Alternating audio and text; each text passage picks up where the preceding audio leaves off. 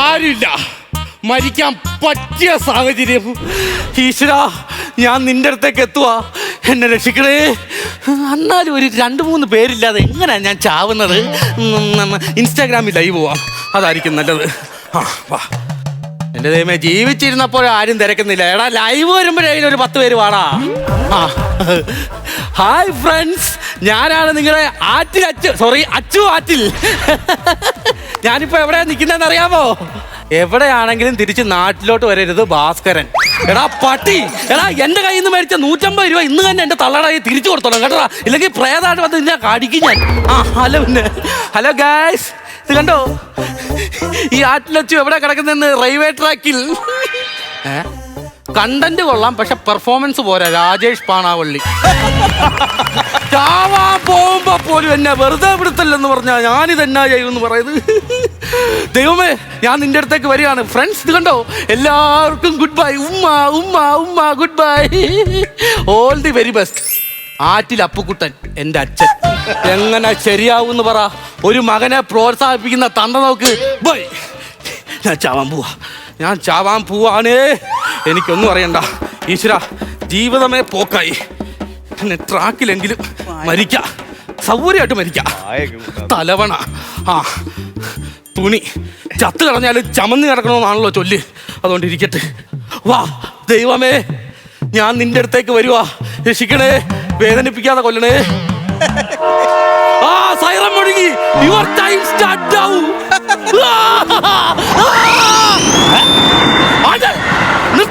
നിർത്ത്.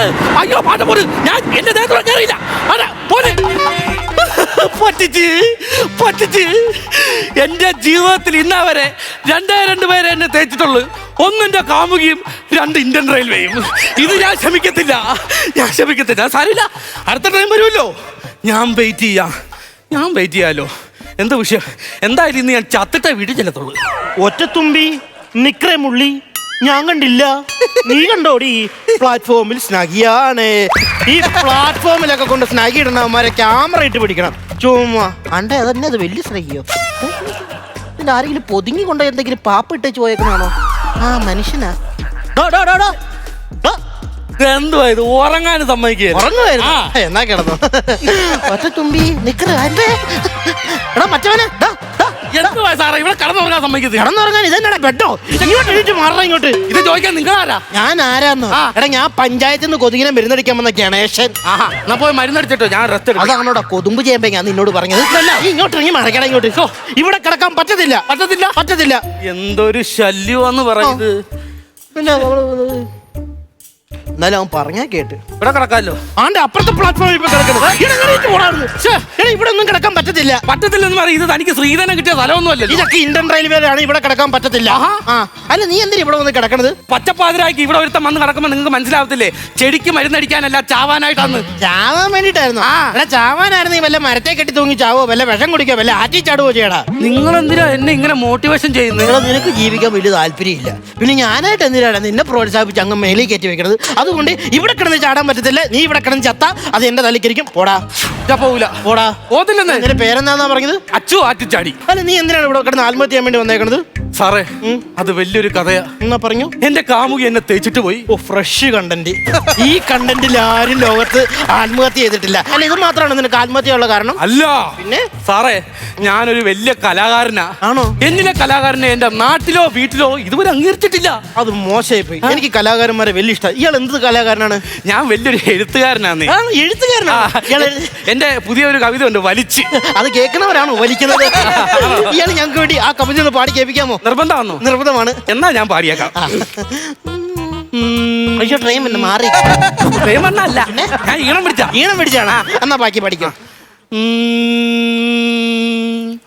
പെൻസിലിന്റെ മൂട്ടിലും റബ്ബർ, ഓടുന്ന കാറിന്റെ മൂട്ടിലും റബ്ബർ, ഇത് കേൾക്കുന്ന ചെലവന്റെ വയറും റബ്ബർ, ഇത് പാടുന്ന എന്റെ നട്ടല്ലും റബ്ബർ.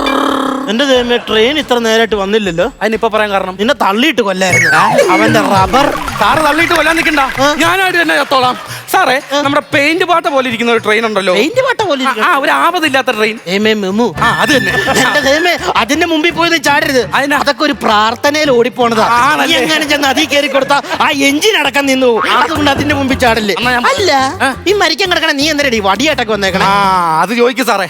സാറേ പണ്ട് ഞാൻ 5ാം ക്ലാസ്സിൽ പഠിച്ചോണ്ടിരുന്നപ്പോ എന്റെ കൂടെ പഠിച്ചോണ്ടിരുന്ന ആദ്യത്തിന് എന്നെ ചിമ്പാൻസി എന്ന് വിളിച്ചു സാറേ.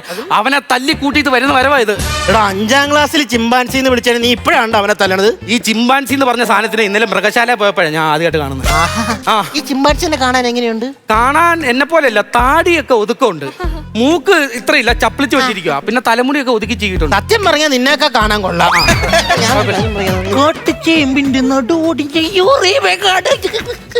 അതിലെ പോലെ വീട്ടിലും പോകാൻ പറ്റും. മീനേ മീനേ ആരാടാ രാത്രി? മീനേ സാറേ, മീൻ വേണം സാറേ. വേണ്ട. മീനേ മീനേ ഇന്നർ ബനിയനിട്ട പോണ്ടേ? ഇവിടെ വന്നടാ. എന്താ നിന്റെ കൊട്ടയില്? സാർ മീനാ സാർ. മീനാന്നോ? അന്നൊന്ന് കാണിച്ചു നോക്കട്ടെ. ഇല്ല സാർ, പിടക്കുന്ന മീന ചിലപ്പോ താഴെ വെച്ചാൽ ചാടി പോകും. ആണല്ലേ? അയ്യോ പാവം, ഏതോ പാവം മീൻകാരനാ. അച്ഛൻ മരിച്ച ഒരു വീട് ജോലിക്ക് കയറിയല്ലേ? അതിനെങ്ങനെ അല്ല, ഈ വർത്താനം കേട്ടപ്പോ തോന്നി സാറാണ് വേണ്ട. ഇവിടെ വന്നടാ, ഇവിടെ വന്നടാ. Yes sir. ഇതെന്ന് നടന്നത് റെക്സോനയുടെ സോപ്പോ? അല്ല, നിന്റെ ആ കൊട്ടയും എടുത്തതാണ്. ഞാൻ പറഞ്ഞില്ല സാർ, പിടക്കുന്ന മീനാണ് ചിലപ്പോ താഴെ. ഗുരുവില്ല, നീ അതങ്ങ് എടുത്ത്. അല്ല സാർ, ചാടി മോനെ പിടിച്ചടാ. അല്ല, എല്ലാ മീനും പിടിക്കുന്നുണ്ടല്ലോ, പടക്കുന്നുണ്ടല്ലോ. റെയിൽവേയുടെ കല്ല്, റെയിൽവേയുടെ ഇരുമ്പ്, റെയിൽവേയുടെ കമ്പി. എടാ ഗവൺമെന്റ് പോലും ഇന്ത്യൻ റെയിൽവേനെയും കൊണ്ട് ഇത്രയും ലാഭം ഉണ്ടാക്കിയിട്ടില്ലല്ലോടാ. ഇതൊക്കെ നീ ഇന്ന് പിടപ്പിച്ച് കാണിച്ചടാ. ആരാടാ നീ? നീ എന്തിനാണ് ഇതൊക്കെ മുട്ടിച്ചോട് നടക്കണത്? സാർ അങ്ങനെ പറയരുത്. എന്തിനാ മോട്ടിക്കാ ചോദിച്ചു കഴിഞ്ഞാ സാർ അറിയോ? 2 മാസമായിട്ട് ഞാൻ പട്ടിണിയില്ല. ഓ, പട്ടിണി കിടക്കുന്ന വയറ് നോക്കിയ പഴയ കഞ്ഞിക്കലം പോലെ. നീ വന്നടാ. എടാ നീ ഈ സാധനങ്ങളൊക്കെ കട്ടും മുട്ടിച്ച് വിൽക്കണോണ്ട് നിനക്ക് എന്ത് ഗുണമാണ് ഉണ്ടാകുന്നത്? എന്നാ ഗുണമെന്നോ?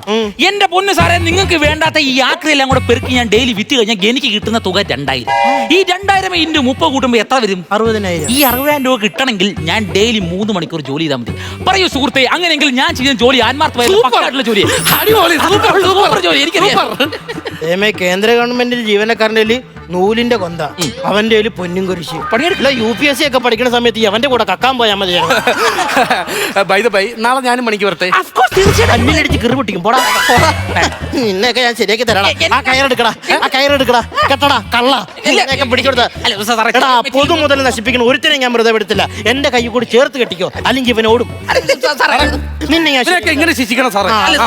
കൂട്ടി കെട്ടി കഴിഞ്ഞാൽ ബ്ലഡ് സർക്കുലേഷൻ ഇഷ്യൂസ് ഉണ്ടാവും. ഒരു ഗുരുവില്ല. ഞാൻ എന്തെങ്കിലും വന്നാൽ നിന്നെ എടുത്താൽ ആശുപത്രി പോകും. അങ്ങനെയെങ്കിൽ സാറേ ഞാൻ ഒരു കാര്യം ചോദിച്ചോട്ടെ? സാർ എന്നെ കെട്ടാൻ പറഞ്ഞാൽ ഞാൻ അംഗീകരിക്കുന്നു. പക്ഷെ എന്നെ കെട്ടാൻ വേണ്ടി ഇവനെന്തിനാ വിടക്കുന്നത്? എടാ അവനിവിടെ സൂയിസൈഡ് ചെയ്യാൻ വന്നവനാ. സാറേ എങ്കിലും ഒരു പൗരന്റെ ധർമ്മം നിലയ്ക്ക് എനിക്ക് ഈ അവസരത്തിൽ പറയാൻ പാടില്ല. എന്നാലും ഞാനൊന്ന് പറഞ്ഞു പോവാ. പറഞ്ഞു ചെറുതായിട്ട് ഞാൻ ഗുണദോഷിച്ചാലോ? നല്ല ഐഡിയ. ഗുണദോഷിച്ചോ? ഗുണദോഷിച്ചു കഴിഞ്ഞാൽ എന്തെങ്കിലും എനിക്ക് ഗുണം എന്തെങ്കിലും കെട്ടഴിച്ചു വിടാൻ നോക്കാം. പ്രോമിസ്? പ്രാമിസ്. ഓക്കെ. സുഹൃത്തെ, ഓ ദൈവം നിങ്ങൾക്ക് നല്ല രീതിയിൽ 2 കാലുകൾ തന്നിട്ടില്ലേ? 2 കൈകൾ തന്നിട്ടില്ലേ? 2 കണ്ണുകൾ തന്നിട്ടില്ലേ? എന്തെങ്കിലും കുറവ് നിങ്ങൾക്കുണ്ടോ? ഇല്ല. പിന്നെ എന്തിനാണ് സുഹൃത്തെ നിങ്ങൾ ആത്മഹത്യ ചെയ്യാൻ പോകുന്നത്? എടാ ഈ പറയുന്ന സാധനമൊക്കെ ദൈവം നിനക്ക് തന്നിട്ടില്ലേ? പിന്നെ നീ എന്തിനാണ് കട്ടും മോട്ടിച്ച് ജീവിക്കുന്ന? പോയി പണിയെടുത്തിട്ടാ പട്ടി. പിഴച്ച ചെറുക്കനെ ചാകാൻ വന്നവരാണ് പോയി ചാവട്ടെ. നീയല്ലേ ചെന്ന് കയറി കൊടുത്തു. എടാ അവനവിടെ കിടന്ന് ചത്ത എന്റെ ജീവിതം പോകും. നീ ഒക്കട അവിടുന്ന് കെട്ടടിച്ചു വിടുവോ? കെട്ടഴിച്ചു വിടാം. അങ്ങനെയെങ്കിൽ ഒരു തവണയും കൂടി ഞാൻ ട്രൈ ചെയ്ത് നോക്കാം. സുഹൃത്തെ, നിങ്ങളെ നിങ്ങളുടെ വീട്ടിൽ ചെന്നില്ല, നിങ്ങളുടെ കുടുംബക്കാർ നിങ്ങളെ തിരക്കില്ലേ? ഇല്ല, ഞാൻ ഇന്ന് വരത്തില്ലെന്ന് പറഞ്ഞാ വീട്ടിൽ നിന്ന് പോകുന്നത്. നിനക്ക് ഇതിന് ദിവസക്കൂലിയാണോ അതോ മാസശമ്പളം? എന്തിന് എന്നെ ഇങ്ങനെ കളിയാക്കുന്നതിന്? അതല്ല ഞാൻ ചോദിച്ചത്. എടാ നിനക്കും ഇല്ലേ ജന്മം തന്നൊരു അച്ഛനും അമ്മയും? ഉണ്ട്. അവരോട് ഉത്തരവാദിത്തം കാണിക്കേണ്ട കടമ നിനക്കുണ്ടോ? ഉണ്ടടാ. അങ്ങനെ ഒരു വ്യക്തി ഇങ്ങനെ കാണിക്കാൻ പാടില്ല. നീ ഒരു കാര്യം മനസ്സിലാക്കണം. കല്യാണപ്രായ പെങ്ങന്മാരും വല്ലതും ഉണ്ടോ? ഉണ്ട്. അങ്ങനെ ഓർമ്മത്ത് എനിക്ക് കെട്ടിച്ചേരും. അതിലും വേറെ അവരെ ആറ്റിലോട്ട് തരത്തില്ല. വേണ്ട, അവരെ കെട്ടിച്ചു വിടാണല്ലോ. വേണം. അതിന്റെ ഉത്തരവാദിത്തം ആർക്കാ ഉള്ളത്? എനിക്ക്. ആ ഉത്തരവാദിത്തമുള്ള നീ ചെയ്യേണ്ട പരിപാടിയാണോ നീ ഇവിടെ കാണിക്കുന്നത്? അല്ല. അപ്പൊ നീ എന്ത് ചെയ്യണം? ജീവിച്ച് കാണിക്കണം. അതെ, നീ ഒരു പോരാളിയാണ്. അപ്പൊ നീ ജീവിച്ച് കാണിക്കണം. ഞാൻ ഇനി മരിക്കാൻ ശ്രമിക്കത്തില്ല. ഉറപ്പായിട്ടും മരിക്കാൻ ശ്രമിക്കത്തില്ല. ഉറപ്പായിട്ടും ഞാൻ എന്റെ വീട്ടിൽ അമ്മേനെ വിളിച്ചു പറയട്ടെ. കഷ്ടം. ഹലോ അമ്മേ, ഞാൻ ഇനി മരിക്കാൻ ശ്രമിക്കത്തില്ല. ഉറപ്പായിട്ടും എന്റെ കണ്ണ് ഉറപ്പിച്ചത് ഒരു പാവപ്പെട്ട കള്ളനും പിന്നെ ഹാഫ് അൽഫാം പോലെ ഇരിക്കുന്ന ഒരു സാറുമാണ്. സോറി, ഞാൻ അതുകൊണ്ട് അങ്ങോട്ട് വരുവാ. അവനെ രക്ഷിച്ചതുകൊണ്ടാണോ നീ കരയണത്? അതല്ല, എന്റെ മരണം ഞാൻ കാണുന്നുണ്ട്. എന്റെ മരണം എങ്ങനെ കാണുന്നുണ്ട്? എന്റെ മുമ്പിൽ കാലം വന്ന് നിൽക്കുന്നു. അത് ഞാനല്ലേ? താഴോട്ട് നോക്ക്, പാളകത്ത് കാല് കൊടുക്കി. ഇതാണ് നിന്നോടൊക്കെ പറയുന്നത്, ട്രാക്കിലൂടെ നടക്കുമ്പോ സൂക്ഷിച്ച് നടക്കും. ഇപ്പൊ അവിടുന്ന് ഒരു ട്രെയിൻ വരില്ലേ, പിന്നെ നമ്മളിനി എന്ത് ചെയ്യും? അതാ ചോദിക്കുന്നത്, ഞാനിപ്പോ എന്നെ ചെയ്യും? എന്നാ ചെയ്യുമെന്ന് വെച്ചാൽ നിന്റെ വീട്ടിൽ നീ വിളിക്കണം. പെട്ടെന്ന് നീലട്ടാർപ്പേ കുറച്ച് ചുമന്ന കസേര അറേഞ്ച് ചെയ്യാൻ പറ്റുന്നു. പറ്റുവാണെങ്കിൽ നല്ലൊരു കർമ്മിയും. അങ്ങനെയെങ്കിലേ സാറും സാറിന്റെ വീട്ടിലേക്ക് വിളിച്ചു പറഞ്ഞു. അതിനകത്തിനാണ് കയ്യിലോട്ട് നോക്കി.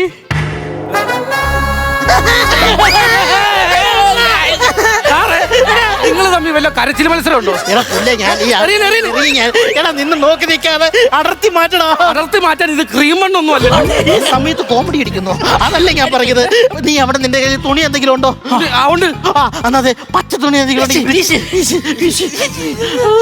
ചുമ്മാ കളിയല്ലടാ. അതെ, പച്ച എടുത്ത് വീശിട്. എടാ സ്പീഡിൽ വന്ന് കയറണ ചുമലുണ്ട്, അതെടുത്ത് വീശടാ. എടാ അതെ, അവിടെ ഒരു ലിവർ ഉണ്ട്, അത് പോയി വലിക്ക്. ലിവറാ അവിടെ ഉണ്ടോ? ഞാൻ പോരാ. വലിച്ച ഊരി വരുമോ കാല്? നീ എന്താണ് ഇങ്ങനെ കരയാതൊക്കെ നിക്കണത്? എനിക്ക് കരച്ചില് വരുന്നില്ല. അതെന്താ?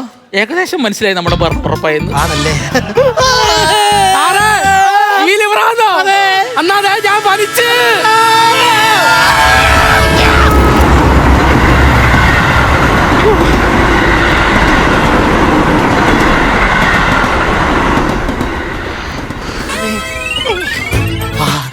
ചത്തില്ല, നമ്മൾ രക്ഷപ്പെട്ടു. ഇനി ട്രാക്കിൽ കൂടെ നടക്കുമ്പോ സൂക്ഷിച്ച് നടക്കണം. പോവാം. അല്ല, ഞാൻ കാര്യം ചോദിച്ചോട്ടെ, ഇങ്ങനെ കടിച്ച ക്ലൈമാക്സിന് പഞ്ചാവോ? എടാ, രണ്ട് മനുഷ്യന്മാര് രക്ഷപ്പെട്ടതിൽ കൂടുതൽ എന്ത് പഞ്ചാടാ ഈ പ്രേക്ഷകർ ആഗ്രഹിക്കുന്നത്. അതുകൊണ്ട് ഇതാണ് ഏറ്റവും വലിയ പഞ്ച്. നമ്മൾ